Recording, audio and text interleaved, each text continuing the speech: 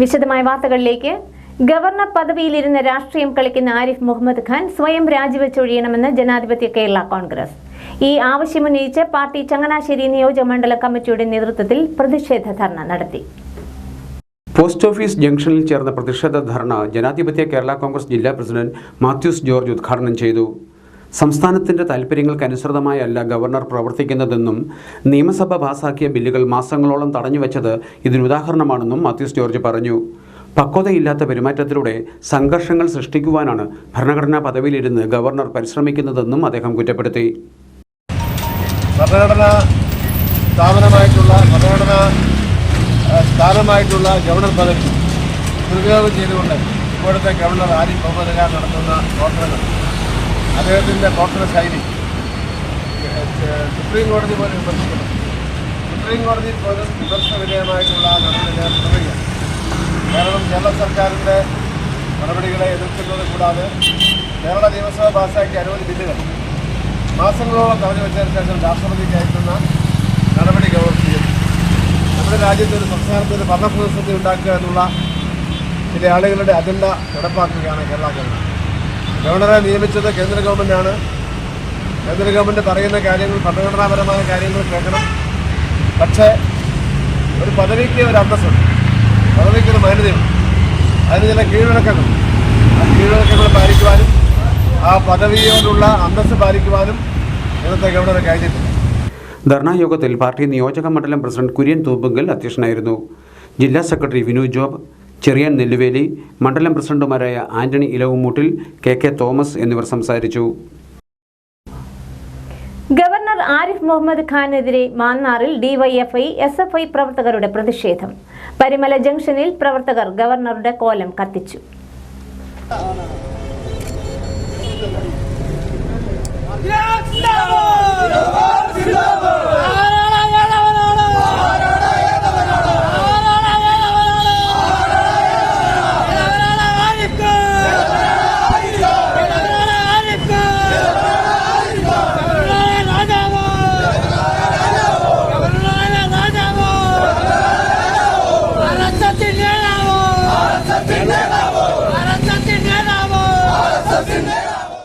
സർവകലാശാലകളെ കാവ്യവൽക്കരിക്കാൻ ശ്രമിക്കുന്നുവെന്നാരോപിച്ച് പ്രതിഷേധിച്ച എസ്എഫ്ഐ പ്രവർത്തകരെ അറസ്റ്റ് ചെയ്ത നടപടിക്കെതിരെയായിരുന്നു പ്രതിഷേധ സമരം. കഴിഞ്ഞ ദിവസം വൈകിട്ട് 7-ന് മാന്നാർ സ്റ്റോർ ജംഗ്ഷനിൽ നിന്നും ആരംഭിച്ച പ്രകടനം പരുമല ജംഗ്ഷനിലെത്തിയപ്പോഴാണ് പ്രവർത്തകർ ഗവർണറുടെ കോലം കത്തിച്ചത്. തുടർന്ന് എസ്എഫ്ഐ ഏരിയ കമ്മിറ്റി സെക്രട്ടറി അമൽകൃഷ്ണന്റെ അധ്യക്ഷതയിൽ ചേർന്ന പ്രതിഷേധ യോഗം ഡിവൈഎഫ്ഐ ജില്ലാ കമ്മിറ്റി അംഗം കെവിൻ കെന്നഡി ഉദ്ഘാടനം ചെയ്തു. ആർഎസ്എസുകാരെ കറകളഞ്ഞ ആർഎസ്എസുകാരെ വേദിപ്പിക്കാരെയും ഞങ്ങളെ ഏറ്റവും പ്രിയപ്പെട്ട നാരായണേട്ടനെ കൊല ചെയ്ത ഒരു വൃത്തികെട്ട കൊലപാതകയുടെ ഭാര്യയെയും കുത്തിക്കയറ്റാൻ വേണ്ടിയുള്ള ശ്രമം കേരളത്തിനകത്തെ ഗവർണർ നടത്തിക്കൊണ്ടിരിക്കുകയാണ്. ആർഎസ്എസ് എഴുതി കൊടുക്കുന്ന പരിപാടി അതേപടി നാടിനകത്ത് നടപ്പിലാക്കിക്കൊണ്ട് മുന്നോട്ടേക്ക് പോകുന്ന ഒരു നയം സ്വീകരിച്ചുകൊണ്ട് കേരളത്തിനകത്ത് ഗവർണർ മുന്നോട്ടേക്ക് പോകുന്ന സ്ഥിതി ഉണ്ടാവുകയാണ്. ഗവർണർ ഈ അടുത്ത് എസ്എഫ്ഐ നടത്തിയ പ്രതിഷേധത്തിന് നേരെ പറഞ്ഞത് ദ ബ്ലഡി ക്രിമിനൽ എസ്എഫ്ഐ എന്നാണ്, ദ ക്രിമിനൽ എസ്എഫ്ഐ എന്നാണ്. ആ ക്രിമിനൽ എസ്എഫ്ഐ തന്നെ ഈ നാടിനകത്ത് നിന്ന് പ്രഖ്യാപിക്കുകയാണ്. പ്രിയപ്പെട്ട ഗവർണറെ, നിങ്ങൾക്ക് ഈ കേരളത്തിന്റെ ചരിത്രം അറിയില്ല, നിങ്ങൾക്ക് ഈ കേരളത്തിനകത്തെ വിദ്യാഭ്യാസത്തിന്റെ ചരിത്രം അറിയില്ല. പെട്ടെന്നൊരു നാൾ നേടിയെടുത്തതല്ല ഈ വിദ്യാഭ്യാസം. പെട്ടെന്നൊരു നാൾ ഒരാൾ വീട്ടിലേക്ക് കടന്നു വന്ന് ഇന്നാ മക്കളെ നിങ്ങൾക്ക് വിദ്യാഭ്യാസം എന്ന് പറഞ്ഞുകൊണ്ട് കയ്യിൽ തന്നതല്ല ഈ വിദ്യാഭ്യാസം. പൊരുതി നേടിയെടുത്തത് തന്നെയാണ് ഈ നാടിനകത്തെ വിദ്യാഭ്യാസം. DYFI block secretary Lijo, SFI area president Sharon P Kurian, DYFI block treasurer Arun Murugan, block joint secretary Randhir Kumar, DYFI നേതാക്കളായ ദീപു, ശ്രീരാജ്, ഉത്തര, രാഹുൽ, ഹരികൃഷ്ണൻ തുടങ്ങിയവർ സംസാരിച്ചു. മാന്നാർ ഗ്രാമപഞ്ചായത്തിൽ LDF ഭരണസമിതിക്കെതിരെ UDF കൊണ്ടുവന്ന അവിശ്വാസ പ്രമേയം പരാജയപ്പെട്ടു. പദ്ധതി പ്രവർത്തനങ്ങളിൽ അഴിമതിയും സ്വജനപക്ഷപാതവും ആരോപിച്ചാണ് ഗ്രാമപഞ്ചായത്ത് പ്രസിഡന്റ് TV രത്നകുമാരിക്കെതിരെ UDF അവിശ്വാസ പ്രമേയത്തിന് നോട്ടീസ് നൽകിയത്. രാവിലെ 11 മണിക്ക് Mavelikkara block secretary R. Abu വരണാധികാരിയായാണ് അവിശ്വാസ പ്രമേയം ചർച്ചയ്ക്കെടുത്തത്. മാന്നാർ ഗ്രാമപഞ്ചായത്തിൽ ആകെ 18 സീറ്റുകളാണ് നിലവിലുള്ളത്. അതിൽ നിന്ന് കൂറുമാറ്റ നിരോധന നിയമപ്രകാരം പഞ്ചായത്ത് വൈസ് പ്രസിഡന്റിനെ ഹൈക്കോടതി അയോഗ്യനാക്കിയതോടെ LDFനും UDFനും 8 സീറ്റും BJPക്ക് 1 സീറ്റുമാണുള്ളത്. അവിശ്വാസ പ്രമേയ ചർച്ചയിൽ നിന്നും BJP അംഗം വിട്ടുനിന്നതോടെ 8-8 എന്ന തുല്യനിലയിൽ വോട്ടുകൾ ലഭിച്ചു. പഞ്ചായത്തിന്റെ മുഴുവൻ സീറ്റുകളുടെ പകുതിയിൽ കൂടുതൽ വോട്ടുകൾ നേടിയാൽ മാത്രമേ അവിശ്വാസം പാസ്സാകുകയുള്ളൂ. ഇവിടെ 8-8 എന്ന നിലയിൽ ഭൂരിപക്ഷമില്ലാതെ അവിശ്വാസം പരാജയപ്പെടുകയായിരുന്നു. മാന്നാർ പഞ്ചായത്തിൽ വികസന പ്രവർത്തനങ്ങൾ നടത്തിവരുന്ന പഞ്ചായത്ത് ഭരണസമിതിക്കെതിരെ എന്നും വികസന വിരുദ്ധരായി നിൽക്കുന്ന നിലപാടാണ് UDF-നുള്ളതെന്ന് LDF നേതാക്കൾ ആരോപിച്ചു.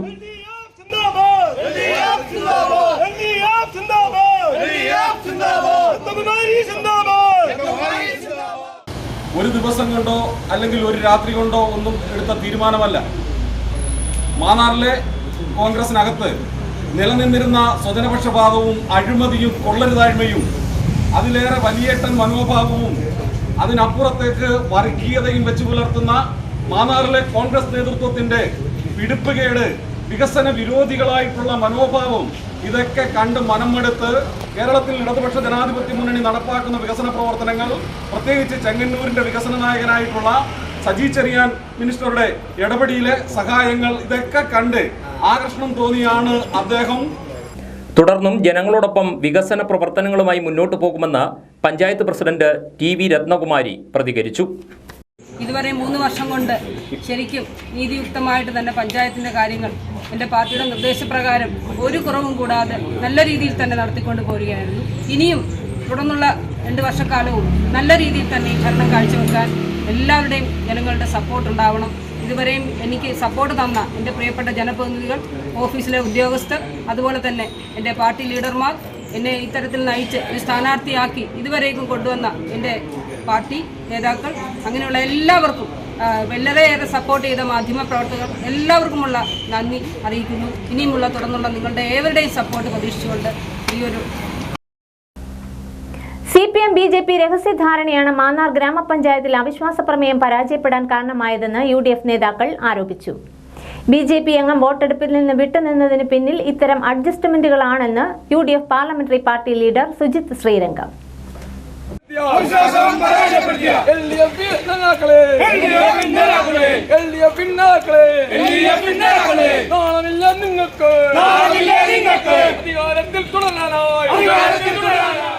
UDF 8, LDF 8, BJP 1 എന്നിങ്ങനെ 17 അംഗങ്ങളാണ് മാന്നാർ ഗ്രാമപഞ്ചായത്തിൽ നിലവിലുള്ളത്. അതിൽ BJP അംഗം അവിശ്വാസ പ്രമേയ ചർച്ചയിൽ നിന്നും വോട്ടെടുപ്പിൽ നിന്നും വിട്ടുനിന്നു.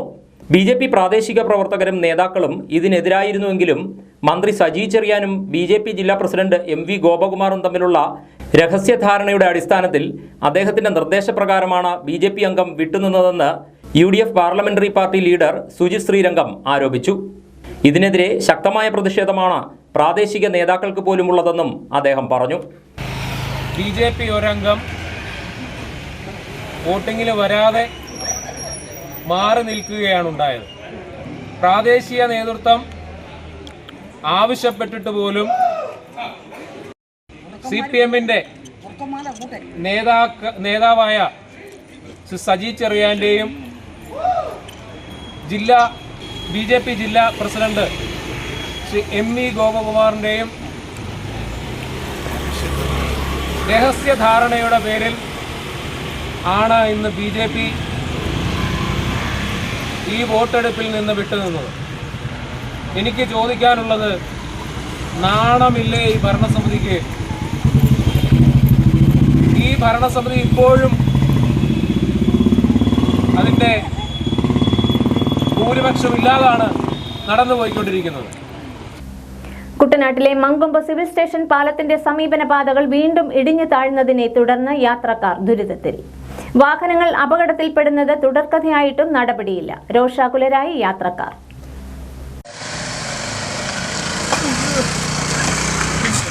എന്തെങ്കിലും ഒരു പോംവഴി കണ്ടെത്തണം.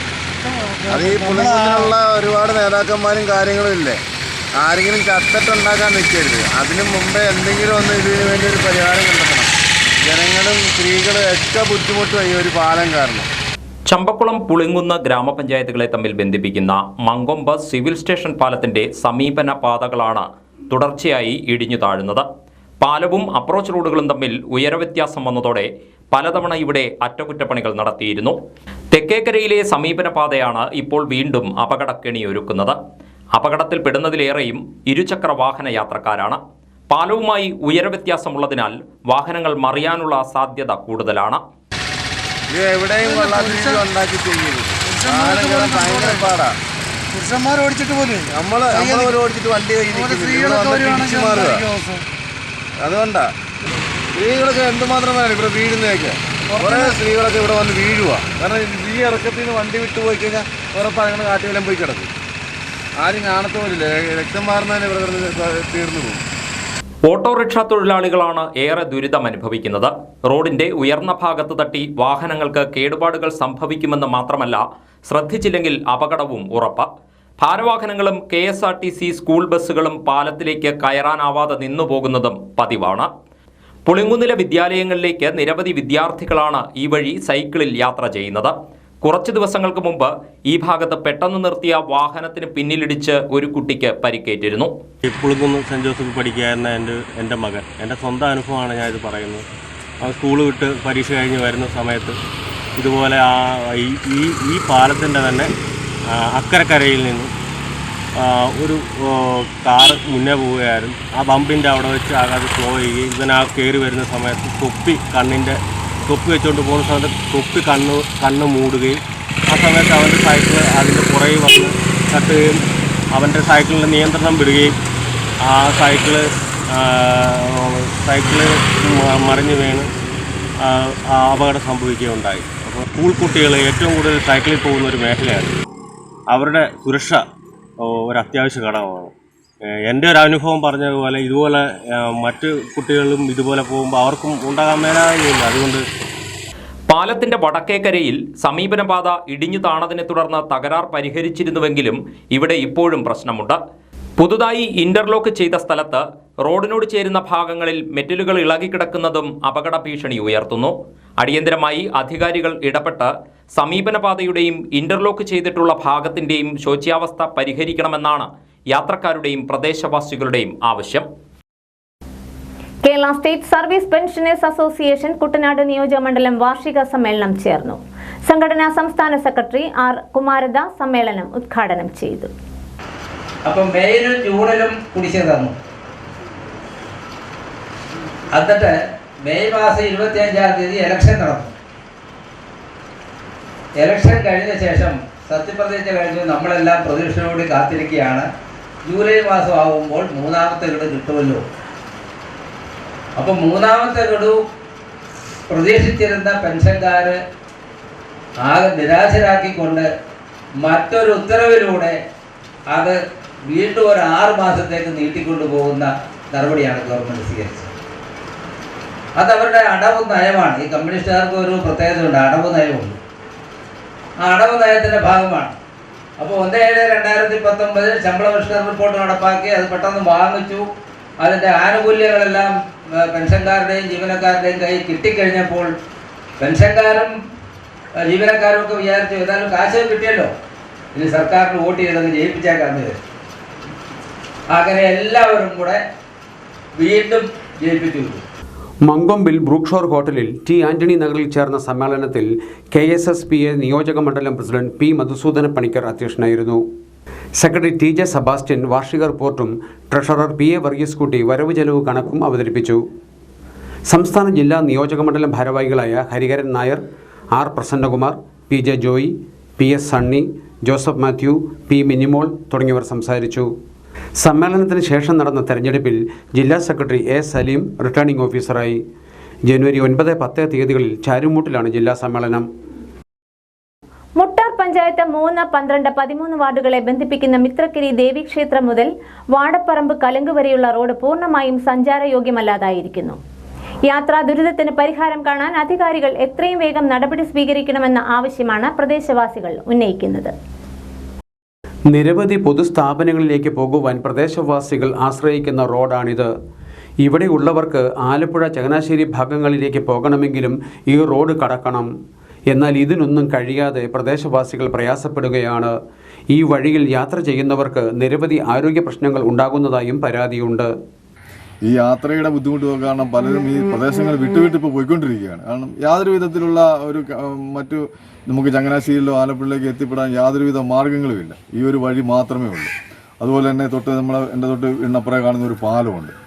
അത് ഡിപ്പാർട്ട്മെൻറ്റിൽ അത് ഉടക്കുപാലം എന്നാണ് അറിയപ്പെടുന്നത്. കാരണം ആ പാലത്തിൽ കയറിയാൽ സാധാരണ ഒരു ചെറിയ പരിചയമില്ലാത്ത ആരെങ്കിലും വന്നു പോയാൽ വെള്ളത്തിൽ പോകും. ഈ അടുത്ത സമയത്ത് തന്നെ ഒത്തിരി ആളുകൾക്ക് അപകടം ഉണ്ടാകുകയും വണ്ടി വെള്ളത്തിൽ പോവുകയും ഞങ്ങൾ വണ്ടി വലിച്ച് ഇറക്കി കയറ്റുകയൊക്കെ ചെയ്ത അവസ്ഥ ഉണ്ടായിരുന്നു.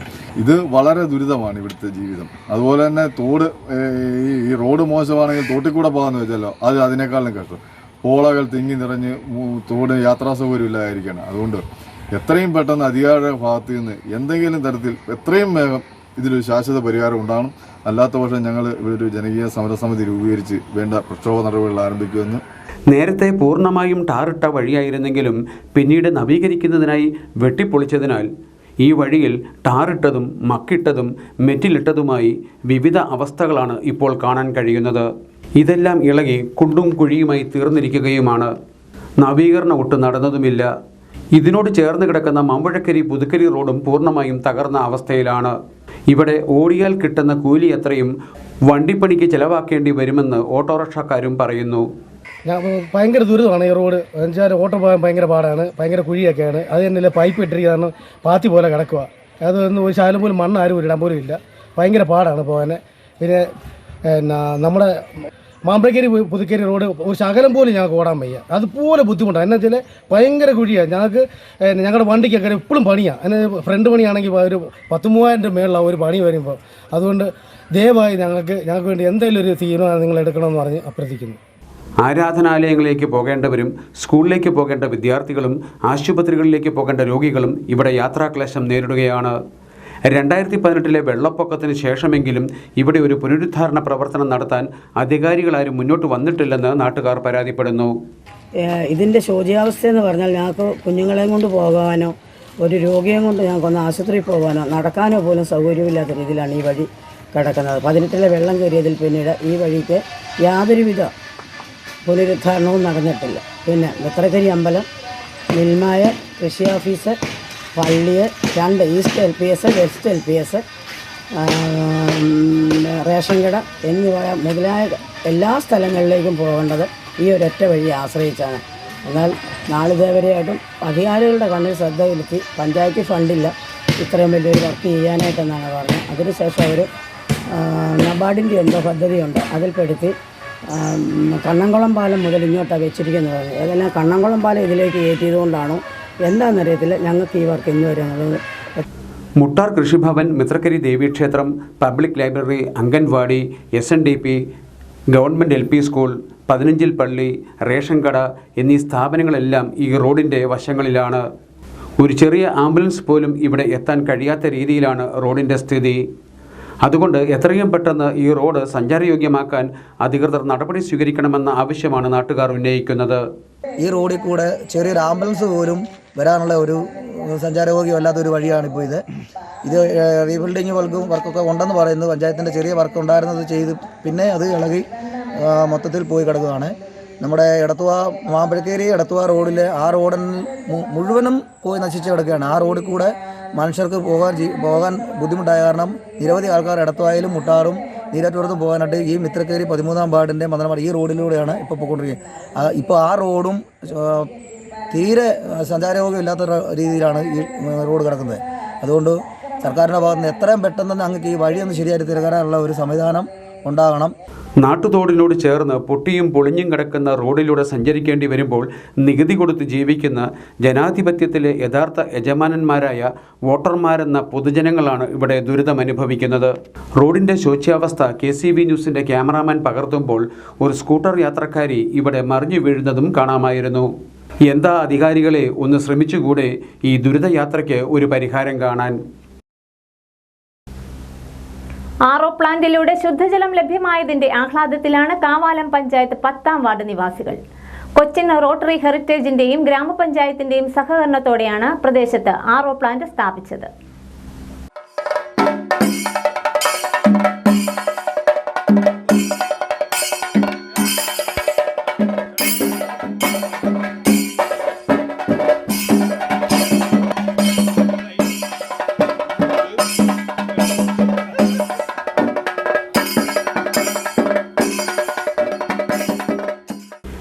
കേസറിയ പള്ളിക്ക് സമീപം മേപ്പുറം വസതിയിൽ സ്ഥാപിച്ച ആറോ പ്ലാന്റിന്റെ ഉദ്ഘാടനം ചൊവ്വാഴ്ച രാവിലെ 10:30 ഇംഗ്ലണ്ടിൽ നിന്നുള്ള റോട്ടറി ക്ലബ്ബ് പ്രതിനിധി ബോബ് ഓക്കാലാൻഡ് നിർവഹിച്ചു.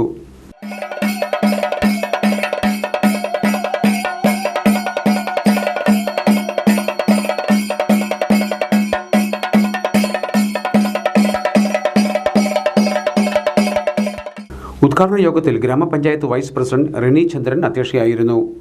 വാർഡ് മെമ്പർ രമ്യ രമേശൻ, 11ാം ward member Shyamkumar Sankaran, Rotary club ഭാരവാഹികൾ തുടങ്ങിയവർ സംസാരിച്ചു.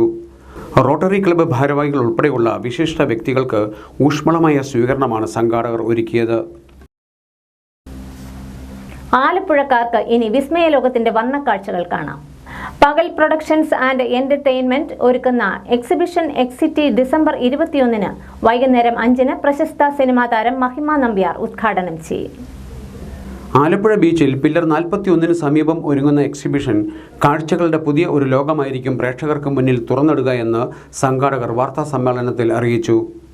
പുതിയ രൂപത്തിൽ പുതിയ പ്രോജക്റ്റാണ്. ഇന്ത്യയിൽ തന്നെ ആദ്യമായി അവതാർ ഒരു ഫാൻറ്റസി വേൾഡ് ക്രിയേറ്റ് ചെയ്യാണ്. ഇറ്റ്സ് പ്യൂർലി ജെയിംസ് ക്യാമറോണിൻ്റെ ഒരു അവതാറിനെ ആർഷോണിയുടെ ഒരു കോൺസെപ്റ്റിലേക്ക് പകർത്തിക്കൊണ്ടുള്ള ഒരു, എനിക്ക് തോന്നുന്നു ഒരു 90% നീതി പുലർത്തിക്കൊണ്ട് തന്നെ ഒരു റിക്രിയേഷൻ ഞാൻ ചെയ്തിട്ടുണ്ട്. പ്യൂർലി ഹാൻഡ് മെയ്ഡ് പ്രോപ്പർട്ടീസ് ഉപയോഗിച്ചാണ് ചെയ്തിരിക്കുന്നത്. ഏകദേശം ഒരു 15,000 സ്ക്വയർ ഫീറ്റിന് മുകളിൽ ഇതിൻ്റെ അവതാർ റീക്രിയേഷൻ മാത്രമുണ്ട്.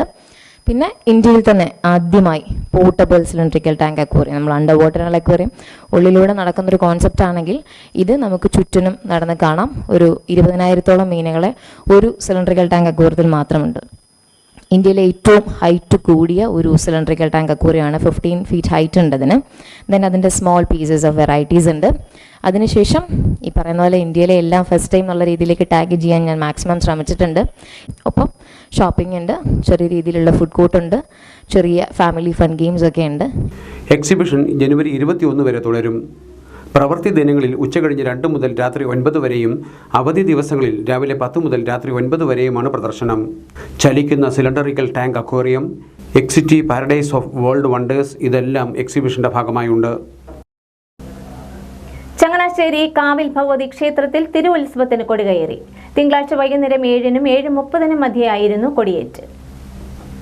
രാവിലെ 5 നട തുറന്നതോടെ ക്ഷേത്രത്തിൽ കർമ്മങ്ങൾ ആരംഭിച്ചു. നിർമ്മാല്യ ദർശനം, അഭിഷേകം, അഷ്ടദ്രവ്യ മഹാഗണപതി ഹോമം എന്നിവയ്ക്ക് ശേഷം രാവിലെ 9 മുതൽ നാരായണീയ പാരായണം ആരംഭിച്ചു. വൈകുന്നേരം 6:30 ദീപാരാധനയ്ക്ക് ശേഷം തന്ത്രിമുഖ്യൻ ബ്രഹ്മശ്രീ കുഴിക്കാട്ടില്ലത്ത് അക്കീരമൺ കാളിദാസ ഭട്ടതിരിപ്പാടിൻ്റെയും മേൽശാന്തി PS സുരേഷിൻ്റെയും മുഖ്യ കാർമ്മികത്വത്തിലായിരുന്നു തൃക്കൊടിയേറ്റ്.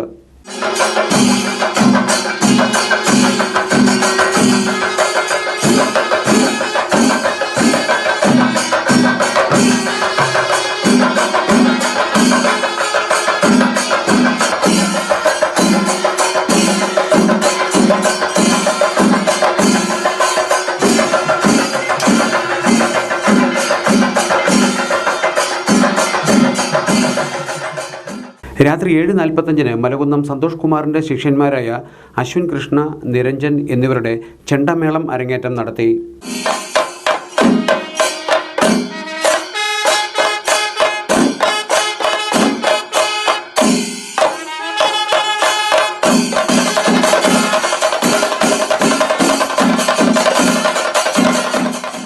ഡിസംബർ 24 ആയില്യം പൂജ, പ്രദോഷ പൂജ, 25, 26 തീയതികളിൽ ഉത്സവബലി, 26 സമൂഹ സദ്യ എന്നിവ നടക്കും.